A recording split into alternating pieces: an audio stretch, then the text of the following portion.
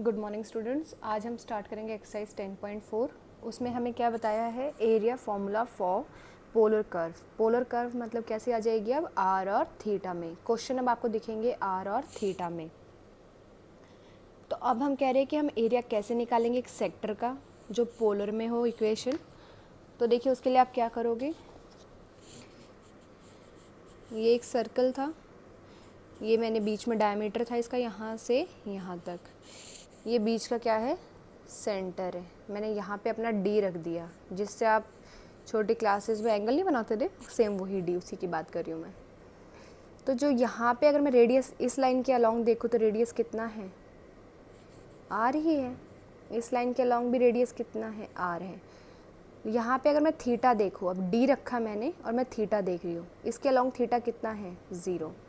और अगर यहाँ एक लाइन लगाऊँ तो यहाँ पे थीटा क्या है, कुछ एंगल आएगा ना ये वाला, तो उसको मैं कह रही हूँ अल्फ़ा एंगल है।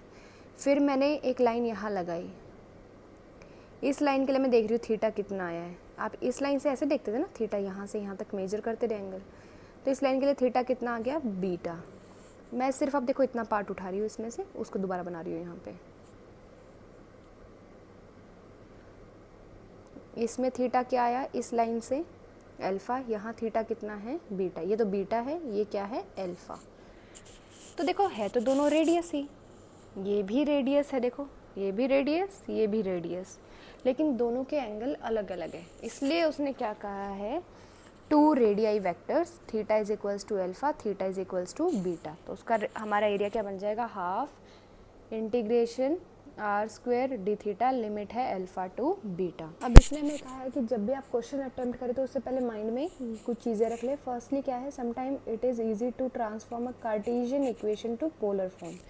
कि अगर कई बार ऐसा हो जाता है कि कोई क्वेश्चन एक्स और वाई में दिया है तो उसमें वो थोड़ा सा टिपिकल बन जाता है, मतलब आपको सॉल्व करना थोड़ा सा टफ हो जाता है as compare to polar form. Polar form में क्वेश्चन ईजी हो जाता है। जैसे देखो हम पहले वाले चैप्टर में पेडल फॉर्म में कन्वर्ट कर लेते थे ना हर क्वेश्चन को, वैसे ही कह रहे हैं। To get the limit of integration for a loop, find 2 successive values of theta for which r is 0। अब मुझे लिमिट ऑफ इंटीग्रेशन बतानी है यहाँ से यहाँ पे जाने की कि क्या है। तो मुझे वो देख लेना है कि जहाँ पे r 0 है वो इंटीग्रेशन की लिमिट हो जाएंगी। If the curve is symmetrical about the initial line, या फिर एक्स एक्सिस के अबाउट है सिर्फ सिमेट्रिकल, अगर कर्व ऐसी है जो एक्स एक्सिस के जैसी ऊपर बनेगी वैसी ही उसके नीचे बन रही है। Evaluate the integral from 0 to pi. तो हम क्या करेंगे, 0 टू पाई निकाल लेंगे और उसको 2 से मल्टीप्लाई कर देंगे। देखो ऐसा क्यों कर देंगे, एक्स एक्सिस ये है, यहाँ पे थीटा क्या होता है 0, यहाँ तक आके थीटा क्या बन जाता है, पाई। तो मेरे पास क्या हो गया है, 0 टू पाई। अगर मैं ऊपर का निकाल लूँगी एरिया तो मुझे सिर्फ नीचे का चाहिए, तो देखो दोनों सेम है ना, तो 2 टाइम हो जाएगा फर्स्ट वाले का, तो मेरे पास क्या हो जाएगा, दोनों के एरिया आ जाएगा। फिर इसने ऐसे ही कहा है कि अगर y के अबाउट है तो हम क्या करेंगे, the curve is symmetrical about both the axes. अब दोनों के अबाउट दे दिया है कि अगर x के अलोंग भी है और y के अलोंग भी है। देखो जैसे यही थी, ये x एक्सिस, ये y एक्सिस, जैसा इस साइड वैसा इस साइड, जैसा ऊपर वैसा नीचे, ऐसे बन रहे हैं। तो अगर मैं सिर्फ इसका एरिया निकाल लूँ तो ये इन्हीं के इक्वल है ना, ये फर्स्ट सेकंड थर्ड फोर्थ, मतलब मुझे सिर्फ फर्स्ट पता चल जाए तो मुझे सिर्फ क्या करना है, उस पर 4 मल्टीप्लाई कर देना है, तो चारों का आ जाएगा एक साथ। लेकिन अब लिमिट कहाँ से कहाँ तक जाएगी, देखो यहाँ पे थीटा कितना था, 0, यहाँ आके थीटा कितना बन जाएगा, पाई बाय 2। यहाँ पाई था, यहाँ कितना हो जाएगा, पाई बाय 2। तो मेरी इंटीग्रेशन की लिमिट बन जाएगी 0 टू पाई बाय 2। मैं सिर्फ इसका एरिया कैलकुलेट करूँगी, उसको इंटू 4 कर दूँगी तो पूरे का आ जाएगा।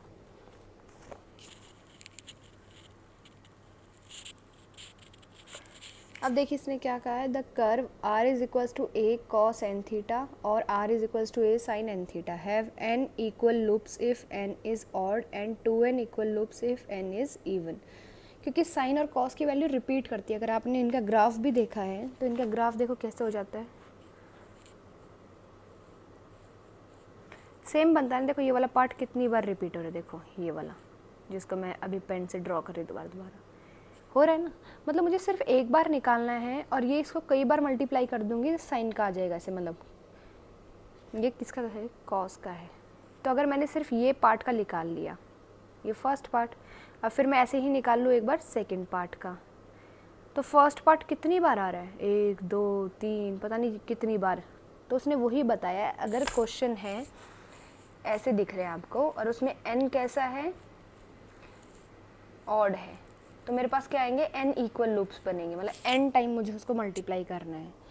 और अगर मेरा n इवन है इन क्वेश्चंस में तो उसको 2n मल्टीप्लाई कर देना है।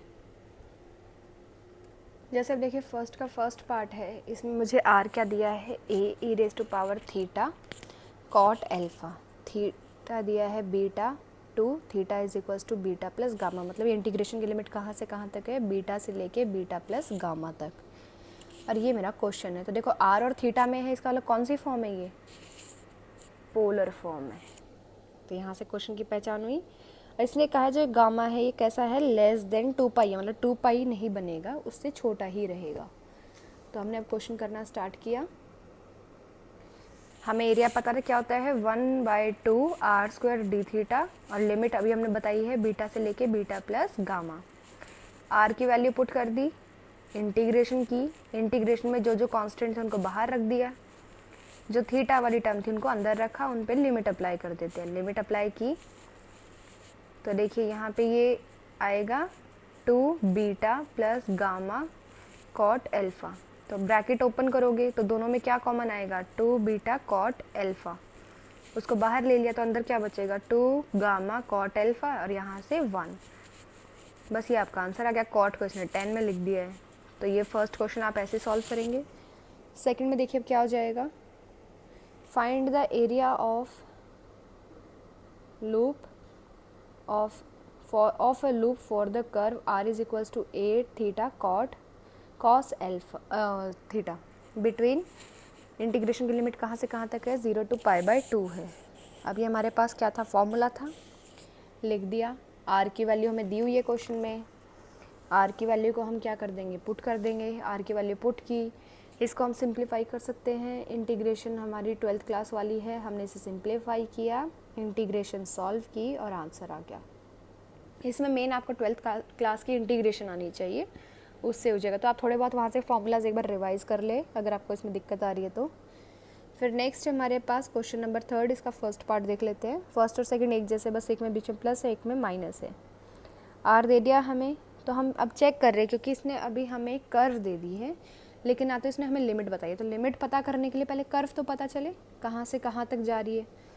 तो अब हमने क्या किया है, अब हम सिमेट्री चेक कर रहे हैं। एक बार थीटा की जगह रखा माइनस थीटा, तो कर्व कैसी रहेगी, सेम रहेगी, यही आएगा ना। थीटा की जगह माइनस थीटा रखोगे तो कॉस तो पॉजिटिव ही रखेगा। तो curve is symmetrical about, initial line की जगह क्या लिख सकते हैं, एक्स एक्सिस, एक्स एक्सिस के लिए है। और अब हमें लिमिट फाइंड आउट करने के लिए क्या कर सकते हैं, आर जहाँ 0 बन रहा हो, मैंने आपको यही कहा था ना जब लिमिट निकालनी है तो आर को 0 पुट करो, तो यहाँ से क्या आएगा, a 1 plus cos theta is equals to 0। या फिर आप उसको बोल सकते हो, ये बन जाएगा ए 1 प्लस कॉस थीटा का मतलब क्या आ जाएगा, यही हो गया ना 0। ए 0 नहीं हो सकता वरना क्वेश्चन ही खत्म हो जाएगा। तो इसका मतलब ये ब्रैकेट 0 है, 1 plus cos theta is 0, cos theta is -1।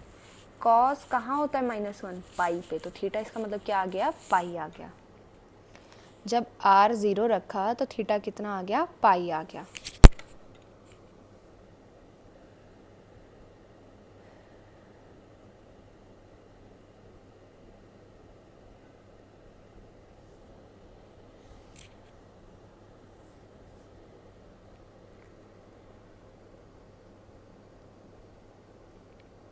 अब हम देख लेते हैं कर्व कहाँ से कहाँ तक लाई कर रही है। तो हमारा r था a 1 प्लस कॉस थीटा, दोनों साइड मॉड ले लो, ये बन गया। अब आपको पता है कि मॉड इसमें भी अलग अलग हो जाएगा, तो देखो ये क्या बनेगा,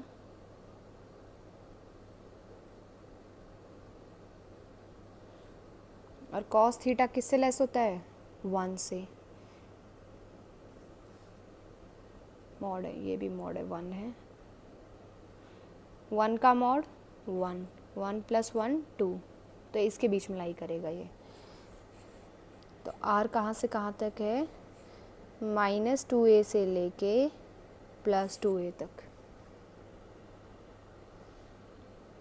मतलब ये रेडियस का वो रहेगा। नीचे जाएगा कहाँ तक? -2a तक। ऊपर कहाँ तक आएगा? 2a तक।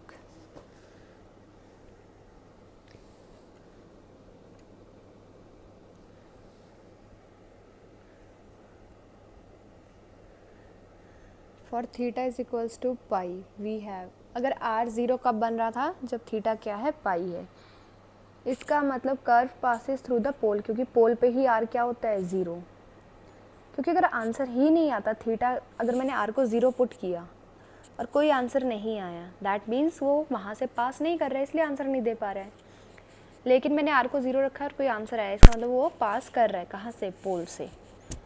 और टेंजेंट क्या हो जाएगा वहाँ पे? Tangent and pole is theta is equals to pi. ये जो आया है ये क्या है? टेंजेंट है।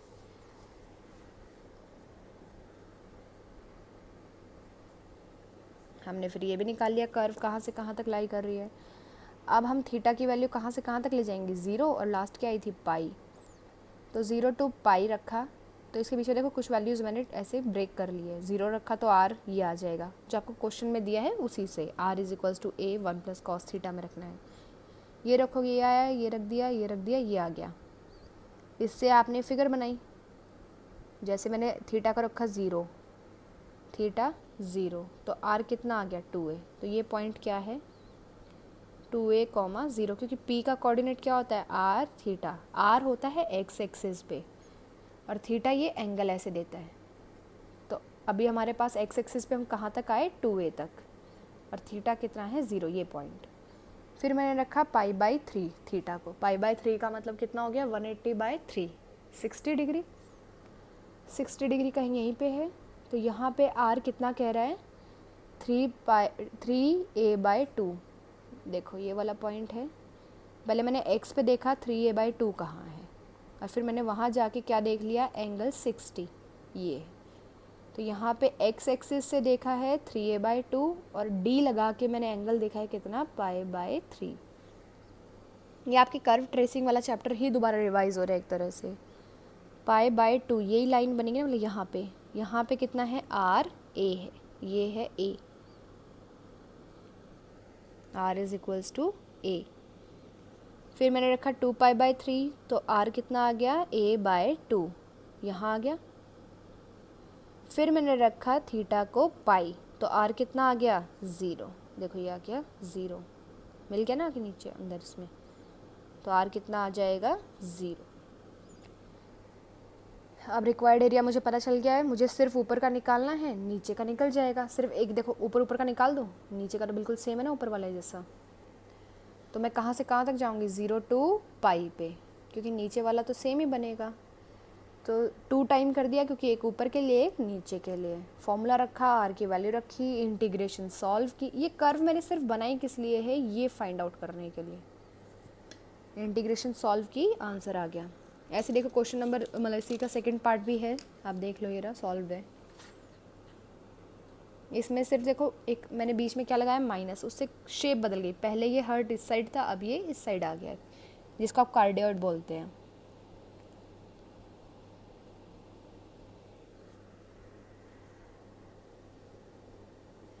ऐसे ही इसका क्वेश्चन नंबर 4 है, उसमें ए बी आ गए, तो ए बी पे कुछ कंडीशंस भी होंगी।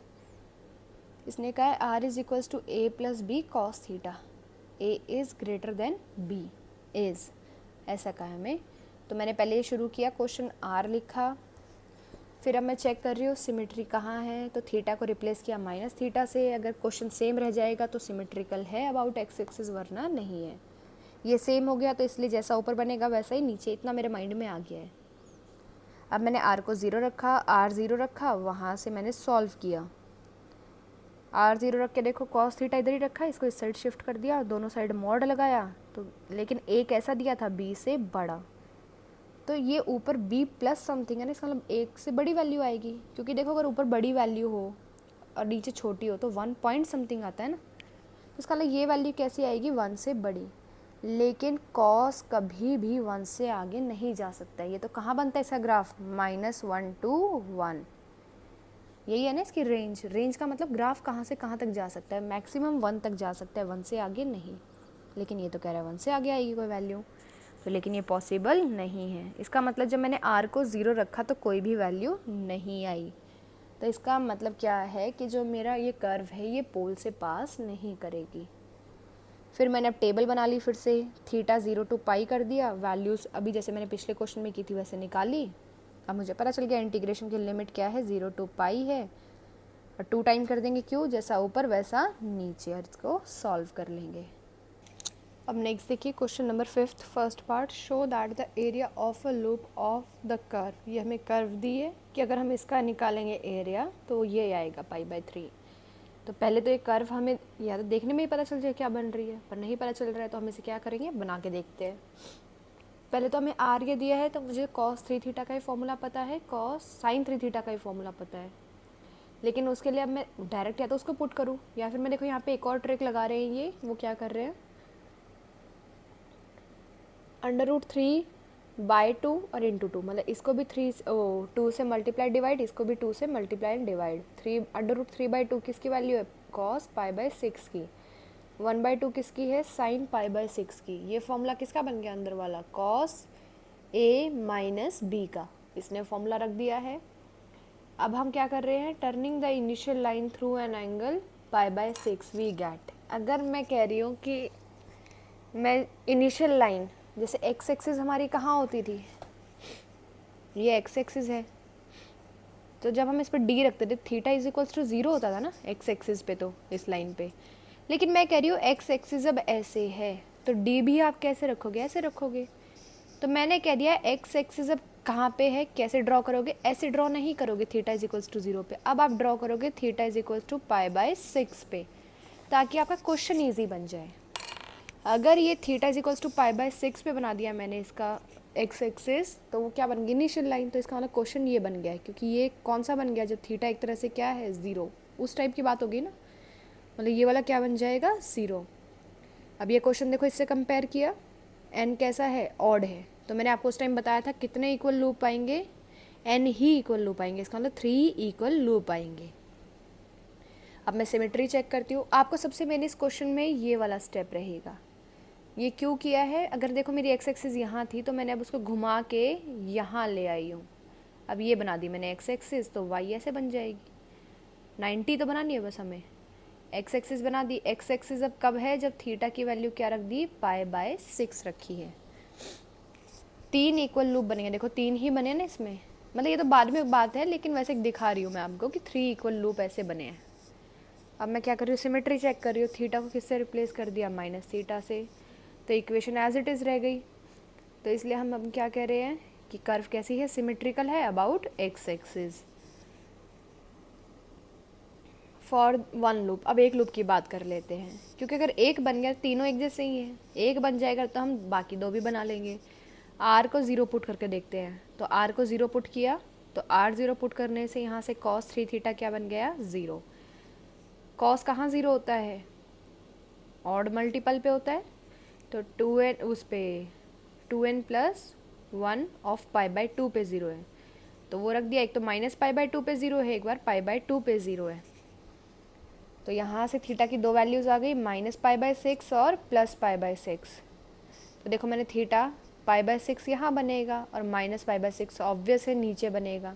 तो अभी देखो मैं सिर्फ इतना ड्रॉ कर रही हूँ, इतना ऊपर के लिए कर रही हूँ, मतलब ये वाला बनाना चाह रही हूँ, तो बाकी सेम बन जाएंगे। इसको बनाने के लिए अब 2 लाइन मुझे मिल गई है, π/6 और -π/6। तो अब मुझे पता चल गया थीटा कहाँ से कहाँ तक जा रहा है, -π/6 टू +π/6। तो इसका एरिया निकाल सकती हूँ अब मैं, कितना बन जाएगा, -π/6 से लेके +π/6, और ये फॉर्मूला तो होता ही है। r की वैल्यू रख दी, r की वैल्यू कौन सी रखोगे, ये वाली। अब हम r की वैल्यू ये नहीं रखेंगे, इसको सॉल्व करके यहाँ पे आ गए थे। फिर मैंने कह दिया है इनिशियल लाइन को मैं कहाँ ले आई हूँ, π/6 पे है, इसलिए, या फिर आप ऐसा कह दो कि पहले ना एक्स एक्सिस यहाँ थी, ये थी इनिशियल लाइन, मतलब π/6 पे बनी हुई थी। मैंने इस लाइन को, जैसे ये लाइन है ना, इसको ऐसे घुमा के मैं यहाँ ले आई हूँ, तो मैंने इसको किस एंगल से इधर ले आई, π/6 से, इसलिए ये हट जाएगा। फिर बस आपने फॉर्मूला कैलकुलेट किया, आंसर आ गया। फिर नेक्स्ट है इक्वेशन ऑफ कर्व, फिर से दी है। फिर आप क्या करोगे, पहले तो एक कर्व बनाओगे। कर्व भी आपके 7 चैप्टर में ऐसी आ चुकी है, वहाँ से आप बनाना, इसको पता होगा आपको कैसे बनानी है। कर्व बनाई, कर्व बनाने के बाद फिर आपने चेक किया है, थीटा की अलग अलग वैल्यूज़ रखी तो आर की वैल्यूज़ अलग अलग आ गई, तो आपने उनके लिए आंसर निकाल दिया है। क्वेश्चन नंबर 6 में आप क्या करेंगे, आर स्क्वायर ये दिया है। सबसे पहले हम क्या चेक कर लेंगे कि कर्व सिमेट्रिकल है या नहीं है। कर्व सिमेट्रिकल है, क्यों नहीं है, क्यों, क्योंकि साइन में यहाँ पे क्या है, अच्छा रुकिए, माइनस थीटा, ये तो पॉजिटिव, माइनस साइन थीटा का स्क्वायर है तो प्लस साइन थीटा, सेम ही रह जाएगी। थीटा की जगह क्या रखेंगे, माइनस थीटा, तो कर्व कैसी रहेगी, अनचेंज्ड, मतलब यही आ जाएगा आंसर। तो इसका मतलब कर्व कैसी है, सिमेट्रिकल है about x axis. X axis कहूँ या इनिशियल लाइन, दोनों बात सेम है। अब मैं थीटा को किससे रख के देख रही हूँ, पाई माइनस थीटा से, तो कर्व कैसी है, फिर से सेम है। तो कर्व इज सिमेट्रिकल, तो curve is symmetrical about pi by 2, या फिर इसी को हम क्या कह सकते हैं, वाई एक्सिस होती है। तो देखो जब एक्स एक्सिस के लिए चेक करना हो तो थीटा को माइनस थीटा रख लो, और जब वाई एक्सिस के लिए करना हो तो थीटा को पाई माइनस थीटा। तो इसका मतलब एक्स एक्सिस के लॉन्ग भी हो गई, वाई एक्सिस के लॉन्ग भी। तो एक का हम निकाल लेंगे क्वाड्रेंट में एरिया, तो हमें बाकी दो का पता चल जाएगा। तो हमने क्या किया, 0 to π/2 का निकाल लिया और इंटू 4 कर दिया, तो हमें सारे का पता चल जाएगा, मतलब कंप्लीट उसका। अब नेक्स्ट है हमारे पास क्वेश्चन नंबर 7। इसमें देखो अब क्या दिया है, show that the area content between the circle r is equals to this and the curve is equal to 3/4 of the area of the circle. हमें कहा है कि इन दोनों के बीच में जो कंटेंट है एरिया, वो किसके इक्वल आ जाए, 3/4 ऑफ एरिया ऑफ सर्कल। ठीक है, तो हमने क्या किया, पहले ये आर लिखा, फिर हमने चेक किया थीटा को माइनस थीटा से रिप्लेस किया, तो एक्स एक्सिस के अबाउट आ गया, इनिशियल के अबाउट क्या है, सिमेट्रिकल। जैसी एक्स एक्सिस के नीचे बनेगी वैसी एक्स एक्सिस के ऊपर कर्व होगी। फिर आर को रखा 0, तो 5 थीटा किसके इक्वल आएगा यहाँ से,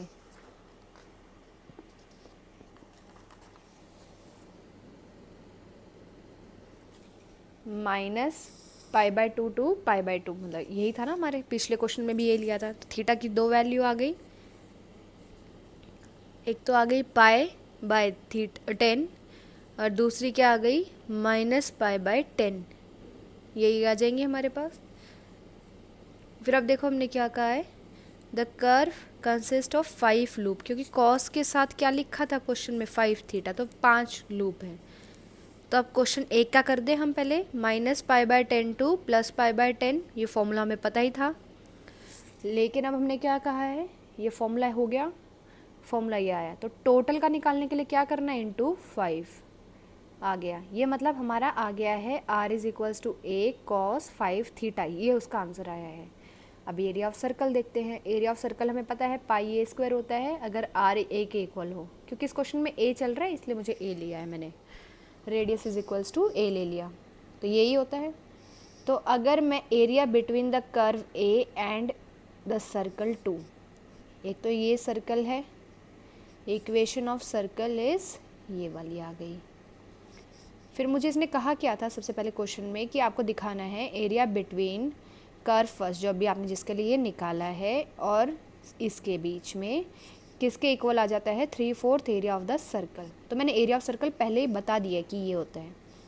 मैंने एरिया ऑफ कर्व फर्स्ट लिखा, यही आएगा ना πa²। एरिया ऑफ सेकंड का लिखा, जो अभी हमने कैलकुलेट किया है, ये रहा। दोनों को डिफरेंस निकाला कि इन दोनों के बीच में कितना है, जो कॉमन है, एक तरह से इंटरसेक्शन आ गया तो माइनस कर दिया, सॉल्व किया तो ये आ गया। देखो पीछे वाला क्या आ गया, area of circle. Question number 8 है, क्वेश्चन नंबर 8 सेम है, मैं इसका सॉल्विंग का दिखा रही हूँ, आपको एक बार चेक कर लेना, बिल्कुल सेम चलेगा। फिगर अगर नहीं भी बना रहे हो कोई दिक्कत नहीं है, लेकिन आपको उससे एक आइडिया मिल जाता है कि हमारा आंसर ठीक आ रहा है या नहीं, वरना इन जनरल आपको सिर्फ इसमें इंटीग्रेशन का लिमिट पता होनी चाहिए। Question number 9 exactly same. Integration solve किया, आंसर आ गया। लेकिन अब इसमें n के क्या होंगे, 2 पार्ट आएंगे। या तो n हमें सिर्फ बोल दिया ना, ये नहीं बताया इवन है या ऑड है। अगर इवन ऑड है तो n लूप आएंगे तो n से मल्टीप्लाई, अगर इवन है तो 2n इक्वल लूप आएंगे तो 2n से मल्टीप्लाई। फिर क्वेश्चन नंबर 10 आ गया। ये 10th में फिर हमने क्या किया है, पहले कर्व बना के देखी, क्योंकि मुझे इसमें एंगल नहीं पता चल रहा था। कर्व बन गई, कर्व बनने के बाद ये देखो कार्टेशियन फॉर्म में ये सारा, आप चाहो इसको पोलर में कर सकते हैं फिर, क्योंकि देखो इसने पोलर में यहाँ के कर दिया ना, क्वेश्चन कार्टेशियन में था, किस में चेंज कर दिया, पोलर में। वाई को, एक्स को भी आर की और थीटा की फॉर्म में, वाई को भी आर और थीटा की फॉर्म में। फिर क्वेश्चन सेम बन गया जैसे आप अभी तक निकालते आए थे।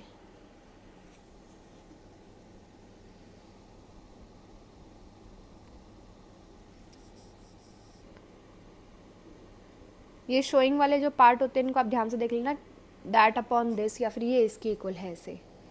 फिर नेक्स्ट फिर से क्वेश्चन किस में दे दिया, एक्स और वाई में। हम क्या कर सकते हैं, इनको चेंज कर सकते हैं आर और थीटा में। सिर्फ आपको एक्स को रखना है आर कॉस थीटा, वाई को रखना है आर साइन थीटा। क्वेश्चन बदल गया, क्वेश्चन फिर आपको वही सेम करना है, आर को 0 रखा, थीटा की वैल्यू निकाली, वो लिमिट्स आ जाएंगी 0 to π/2। क्वेश्चन सॉल्व कर दो, फिर आपका क्या आ जाएगा, वहाँ से आंसर आ जाएगा। ये इंटीग्रेशन के लिए किया है इसने, जैसे आप इंटीग्रेशन में पुट करते थे, वैल्यू सब्स्टिट्यूट करते थे, वही है। ऐसे ही इसका सेकंड पार्ट है।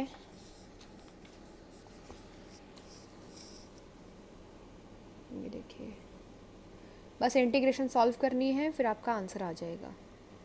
तो यहाँ तक आप एक्सरसाइज कंप्लीट कर लें।